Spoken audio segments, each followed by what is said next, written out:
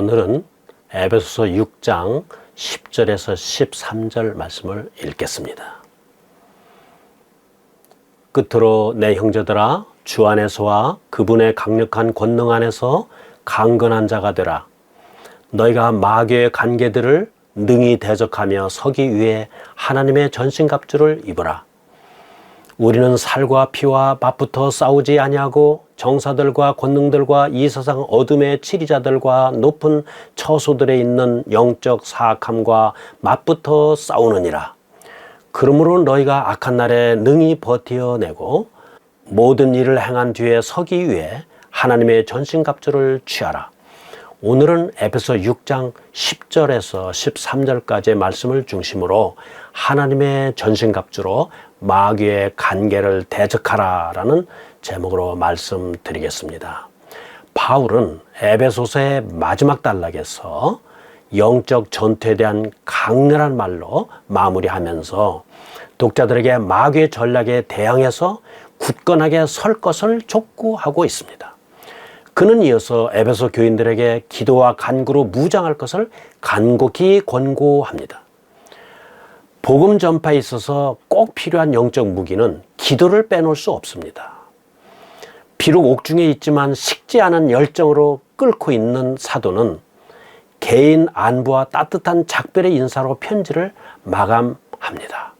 이 편지를 시작할 때와 마찬가지로 끝마칠 때도 그가 바라는 것은 오직 에베소 교인들의 평강과 은혜입니다. 신자들은 그리스도를 통해 새 생명을 얻었으므로 성령의 능력을 힘입어 새로운 삶을 살아야 합니다.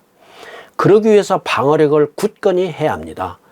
그리스도인의 삶을 시작할 때 우리는 재미난 놀이터에 나온 것이 아니라 치열한 전쟁터에 들어선 것입니다.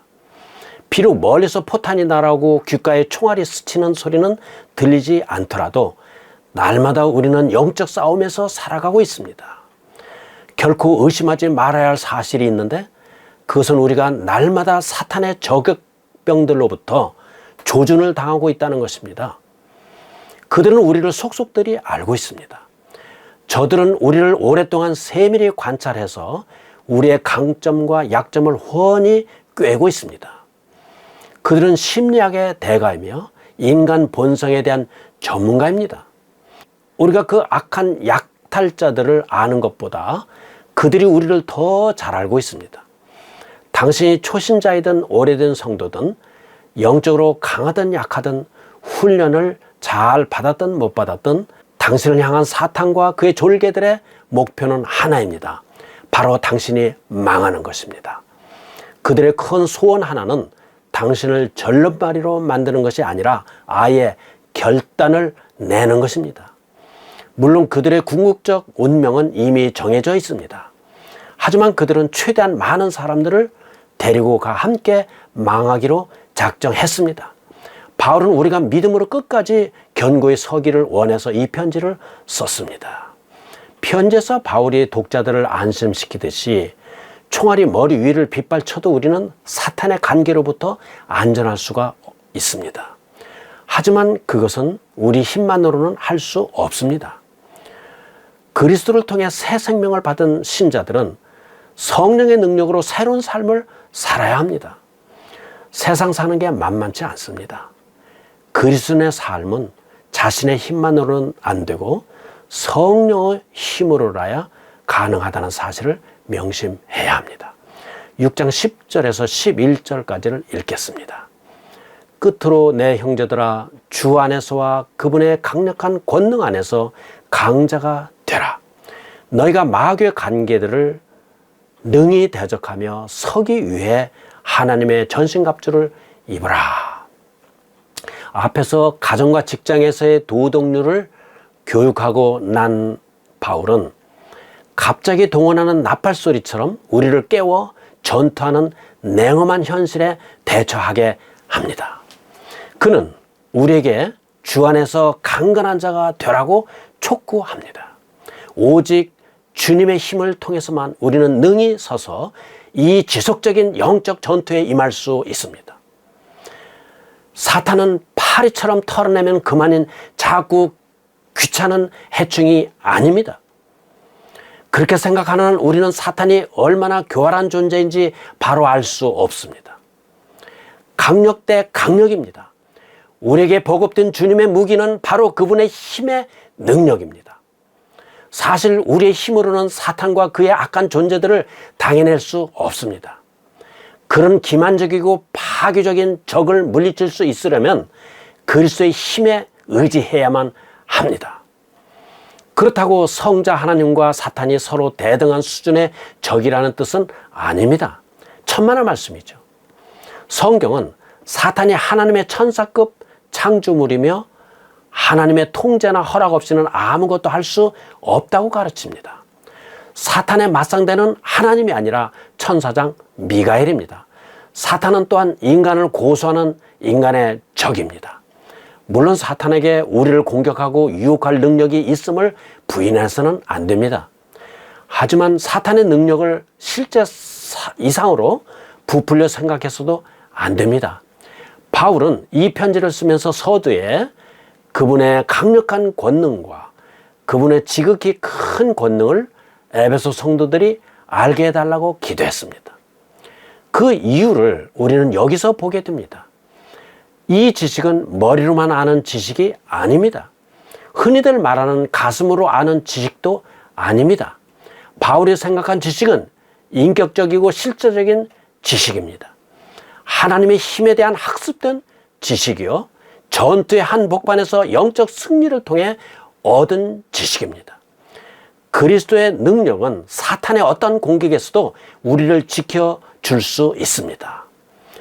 바울은 에베소 교인들에게 하나님의 힘을 실제로 가져다 쓰는 법을 가르칩니다. 마귀의 관계들을 능히 대적하며 서기 위해 하나님의 전신갑주를 입으라.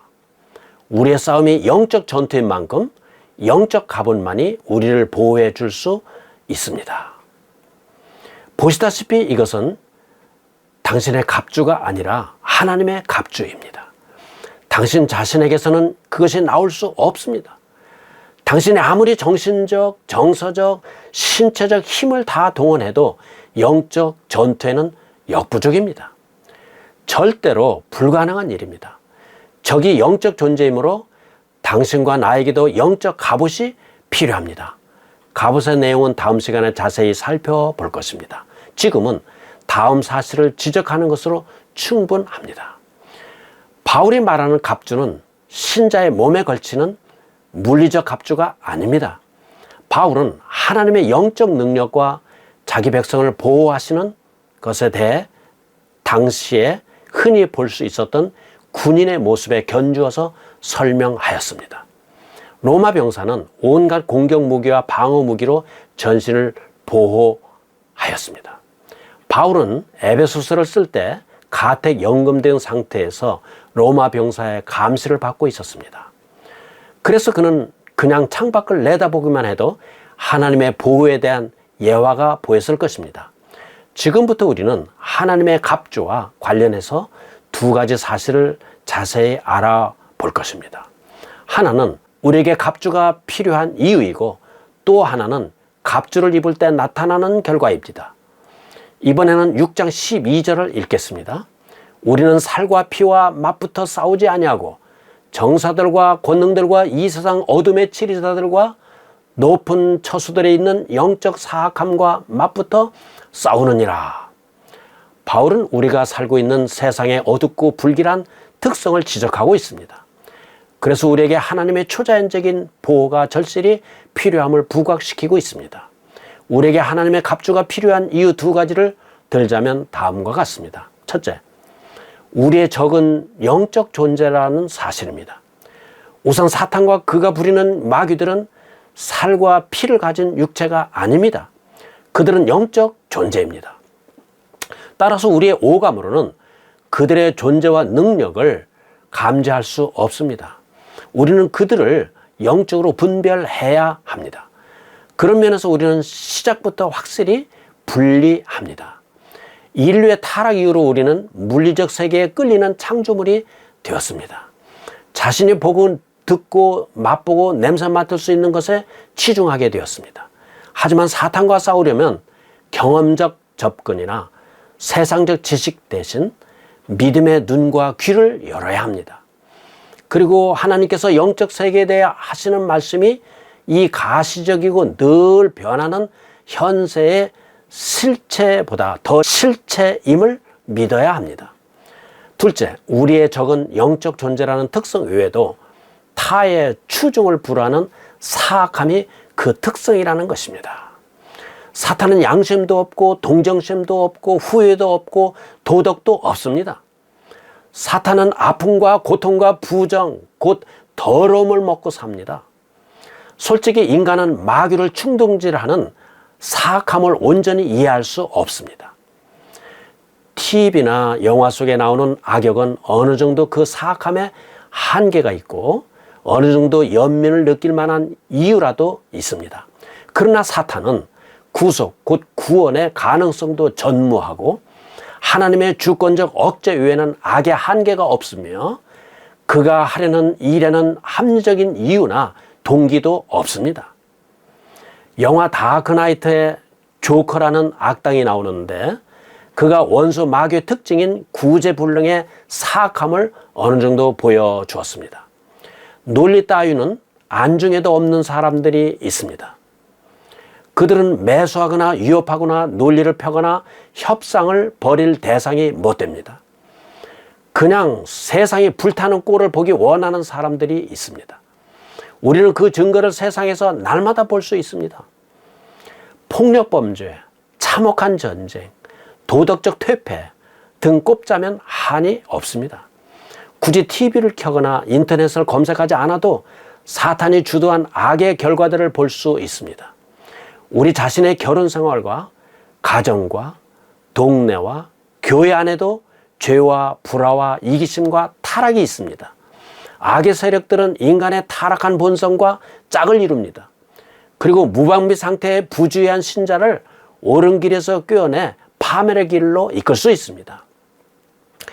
기초를 그리스도께 단단히 두지 않아 불안정한 그리스도인들은 마귀의 만만한 먹잇감입니다.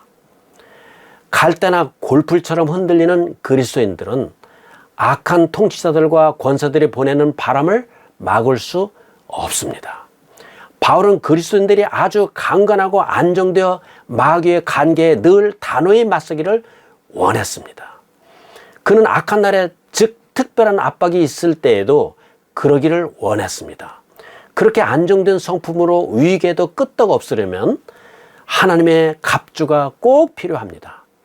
지금까지 우리에게 하나님의 갑주가 필요한 이유 두 가지를 살펴보았습니다. 이제 하나님의 초자연적인 보호를 받을 때 나타나는 결과를 생각해 보겠습니다. 그러려면 한두 구절 뒤로 돌아가 11절과 그리고 13절을 함께 보아야 합니다. 이 두 구절은 서로 보완 관계에 있습니다. 하나님의 전신갑주 덕분에 우리는 설 수 있습니다. 우리의 적은 무시무시합니다만 하나님의 능력이 우리를 보호하고 있으므로 우리는 그의 유혹이나 위협 앞에서 벌벌 떨 이유가 없습니다. 무서워서 겁에 질려 달아날 필요가 없습니다. 그리스도 안에서 우리의 승리는 확실합니다. 전투의 결과는 이미 정해져 있습니다. 물론 우리의 대적 마귀가 울부짖는 사자같이 두루다니며 삼킬 자를 찾고 있습니다. 하지만 우리가 하나님의 힘으로 마귀를 대적하면 마치 겁먹은 바퀴벌레가 빛을 피해 달아나듯 마귀도 우리 앞에서 도망합니다.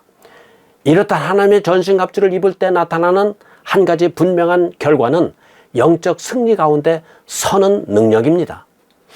11절에 나오는 마귀의 간계들이란 복수형 단어는 우리의 영적 진보를 막으려는 사탄의 무기들이 다수가 아니라 그 이상임을 보여줍니다. 사악한 마귀는 이미 저주받았지만 그렇다고 마네킹은 아닙니다.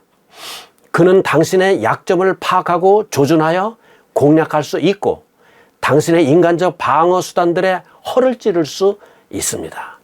당신이 그런 방어 수단들의 존재를 알아차리기도 전에 말입니다. 하나님의 전신갑주는 그런 무지막지한 공격에서 우리를 보호해 줍니다. 우리가 하나님의 전신갑주를 입고 있으면 무슨 일이 닥치든 우리는 준비된 상태가 됩니다. 바울은 우리가 악한 날에 능히 버텨내고라고 표현했습니다. 여기서 악한 날이란 말은 현 시대의 영적 압제뿐 아니라 악한 영들의 특별한 공격까지 총칭하는 말입니다. 우리는 매일 악에 대해서 준비해야 할 뿐만 아니라 영적 전투가 뜻밖의 고강도로 벌어질 때에 대해서도 준비되어 있어야 합니다. 예컨대 마귀는 예수님을 유혹하여 죄를 짓게 하려다 실패하자 얼마 동안 그분을 떠났습니다. 누가복음 4장 13절을 참고하십시오. 사탄이 흠없으신 성자 하나님까지도 기회를 보아 유혹한다면 마귀의 패거리들이 우리에게도 똑같이 할 것은 자명한 일입니다.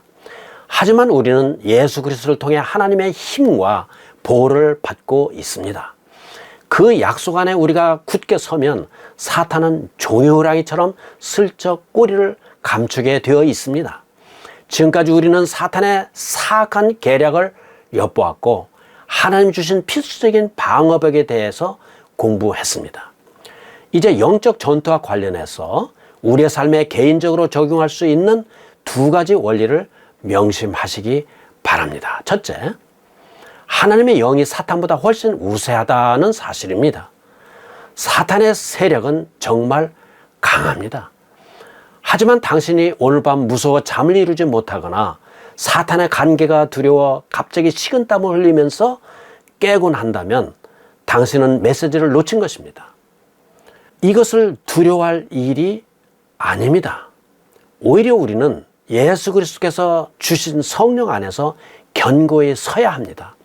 우리 안에 살아계시는 하나님의 영보다 더 강한 것은 아무것도 없습니다. 성령이 주시는 능력으로 우리는 기만을 피하고 유혹을 피하며 사탄이나 마귀의 공격에 능히 맞설 수 있습니다. 요한일서 4장 4절에 이런 약속이 나옵니다. 너희 안에 계신 분이 세상에 있는 그보다 더 크시기 때문이라. 그래서 당신에게 던진 심층 질문이 있습니다. 당신만이 대답할 수 있는 개인적 질문입니다. 당신 안에 하나님의 영이 거하십니까? 당신은 오직 그리스도 안에서 오직 믿음으로 인해 오직 은혜로 새로운 출생을 경험했습니까? 하나님의 가족으로 새롭게 태어난 사람들만이 모든 영적 적들보다 더 강하신 그분의 편에 설 수 있습니다. 둘째, 하나님의 전신갑주는 마귀의 어떤 관계들로도 뚫을 수 없다는 사실입니다. 이 보호가 없다면 우리는 적의 모든 공격과 화살과 포격에 그대로 노출되어 버립니다. 하지만 하나님이 우리를 다시 낳으사 산 소망에 이르게 하셨던 때부터 우리는 믿음을 통해 하나님의 권능으로 보호받고 있습니다. 찬송에 그것이 잘 표현되어 있습니다. 주의 팔에 안전한 팔에 안기세, 영원하신 팔에 안기세. 당신은 신자로서 당신 자신의 일시적이고 불안정한 발판을 의지하고 있습니까? 아니면 구주의 든든한 팔에 안전히 안겨 있습니까? 당신의 자신의 지혜와 방법과 행동으로 사탄의 관계와 공격을 저항하고 있습니까? 아니면 당신은 그분께 의탁하고 오직 그분만을 당신의 보호자로 삼았습니까? 당신은 영적 공격에 대비하고 싶습니까? 하나님의 보호 가운데 견고히 서고 싶습니까? 그렇다면 하나님의 사람들과 늘 가까이 있기 바랍니다. 그들의 존재와 격려에서 힘을 얻으시기 바랍니다. 바울이 에베소서에서 밝힌 한 가지 분명한 사실은 우리는 혼자 설 수 없다는 것입니다. 본래 혼자 서도록 되어 있지 않습니다. 성령은 우리 개개인 안에 거하시듯이 또한 함께 모인 공동체 안에, 즉 몸된 교회 안에 거하십니다. 오늘은 여기까지 하겠습니다.